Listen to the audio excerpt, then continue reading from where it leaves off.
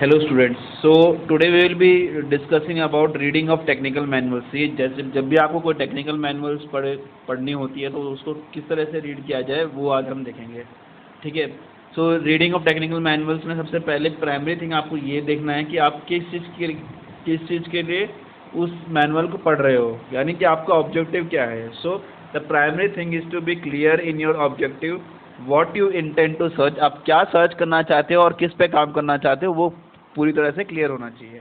So the primary thing is to be clear in your objective, what you intend to search and do the work on, ठीक है। सबसे पहले आप क्या करो, उस टेक्निकल मैनुअल में जैसे चीज़ें लिखी गई हैं उसका स्ट्रक्चर समझने की कोशिश करो, ठीक है। So first of all understand the structure of article rather than directly reading it, ठीक है।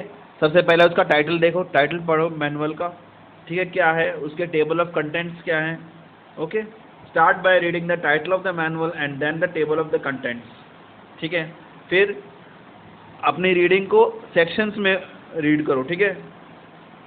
ये देखो कि आप कौन सा सेक्शन आपके टॉपिक के लिए मोस्ट रेलेवेंट है, उसकी एक शॉर्ट में समरी दी होती है, उस शॉर्ट समरी को देखो कि क्या वो आपके लिए सूटेबल है या नहीं है, ठीक है।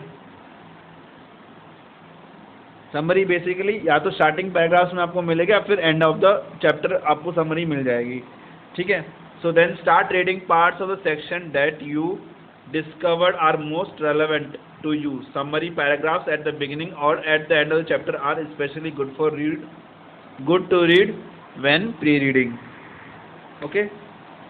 उसके बाद हर एक चैप्टर के बाद में कुछ क्वेश्चंस होते हैं, उन क्वेश्चंस को एक बार देखो कि वो क्या क्या क्वेश्चंस बेसिकली आपको एक आइडिया दे देंगे कि उस चैप्टर में क्या क्या कॉन्सेप्ट्स आपके क्लियर होने वाले हैं, ठीक है। तो किस टाइप के क्वेश्चंस होंगे। So go to the questions at the end, read them, answer them to the best of your ability and then begin your actual reading. तो पहले उनको आंसर करने की कोशिश करो कि आप उन क्वेश्चंस को आंसर कर पा रहे हो या नहीं, उसके बाद में एक्चुअल रीडिंग स्टार्ट करो, ठीक है। फिर एक्चुअल रीडिंग में भी look at the headings and subdivisions of the chapter. Headings को देखो, सब डिविजन्स को देखो, ठीक है। फिर उससे एक माइंड मैप बनाओ अपने दिमाग में कि कैसे आप चीज़ों को कनेक्ट करोगे, ठीक है। Work slowly in reading the important areas, come back to those parts and clarify all of them, ठीक है। मतलब धीरे धीरे पढ़ो और जो चीज़ें आपको टफ लग रही हैं उसको एक बार छोड़ो उस टाइम के लिए, और उसके बाद में वापस उसी तरफ आओ ताकि उसको क्लैरिफाई किया जा सके, ठीक है। At every tough topic take a moment to try to recollect connection. जैसे कोई टफ टॉपिक खत्म हुआ, फिर आप ये कनेक्शन बनाने के देखो कि ये टॉपिक कैसे कनेक्शन दे रहा है बाकी सारे इवेंट्स को, ठीक है। So dependencies and visualize to really ingrain the concept, ठीक है। The most important thing is asking the questions force you to stop, think and explain what you read, ठीक है। तो आप अपने आप से क्वेश्चंस पूछो कि आप वो एक्चुअल में पढ़ रहे हो, वो आपके ऑब्जेक्टिव से रिलेटेड है या नहीं है, ठीक है, और रिलेटेड है तो कैसे है। वो क्वेश्चन आपको एक तरह से हेल्प करेगा टेक्निकल मैनुअल्स को रीड करने में, ओके। उसके बाद एक टॉपिक आता है forms of technical discourse in technical writing. तो टेक्निकल डिस्कोर्स मतलब बेसिकली क्या होता है, एक तरह का विवाद या फिर एक तरह की बातचीत या फिर प्रवचन बोल सकते हैं, और टेक्निकल तो तकनीक होता है, ठीक है। सो टेक्निकल डिस्कोर्स कैसा, कोई भी टेक्निकल डिस्कोर्स करने के लिए हमें क्या क्या स्टेप्स लेने पड़ सकते हैं, मतलब क्या क्या उसके अंदर इंग्रेडिएंट्स होने चाहिए, वो हम पढ़ेंगे, ठीक है। सबसे पहले डिस्क्रिप्शन, ठीक है। हर एक चीज़ को आप कैसे डीपली इसको डिस्क्राइब करो, ठीक है। उसके कॉन्सेप्ट को डिस्क्राइब करो, उसके पीछे थॉट क्या है उसको डिस्क्राइब करना, हाँ, ऑडियंस को डिस्क्राइब करना, ठीक है। तो ये बेसिकली आपके पूरे प्रोजेक्ट के लिए या फिर जो भी आर्टिकल आप लिख रहे हो उसका एक डीप सेंस दे देगा आपको, ऑडियंस को एक पिक्चर दे देगा कि कैसा वो चीज़ होनी चाहिए, ठीक है। तो वो उसके डिस्क्रिप्शन में आ जाएगा। So description is to explain और describe some concept, setting, thought to the audience. This type involves describing something in relation to the sense, enables the audience to develop a mental picture of what is being discussed, okay. Next is exposition, ठीक है। Exposition में क्या होता है, audience को आप अपने topic के बारे में अवेयर करवाते हो बाय कंपैरेटिव एनालिसिस करके, ठीक है। दो चीज़ हैं, जैसे सपोज आपने एक प्रैक्टिकल किया और एक थियोरेटिकल न्यूमेरिकल से आपने एक सोल्यूशन निकाला, फिर दोनों का कंपैरिजन आप एक ग्राफ के थ्रू बता रहे हैं, ठीक है। तो ऐसी चीज़ों को हम एक्सपोजिशन बोलते हैं, जहाँ पे हम कंपैरेटिव एनालिसिस करते हैं। या तो कोई जैसे रिव्यू आर्टिकल में हम लोग करते थे कि पुराने विचारों को नए विचारों से कंपेयर करके देखते थे, फिर उसमें रिसर्च गैप ढूंढते थे, ठीक है। तो ऐसे ही लास्टली क्या ट्रेंड चल रहा था, अब क्या ट्रेंड चल रहा है, दोनों के बीच में क्या डिफरेंस है, इस तरह का कंपैरेटिव एनालिसिस हम एक्सपोजिशन में करते हैं। So the main focus of this type of discourse is to make the audience aware about the topic of discussion. Definitions and comparative analysis of different ideas and beliefs are examples of discourse exposition, ठीक है। इसमें definitions भी आती है, हर एक चीज़ की definition वो भी exposition में आती है, ठीक है। Next is narration. Narration basically क्या होता है कि आप किसी चीज़ को बता रहे हो, ठीक है।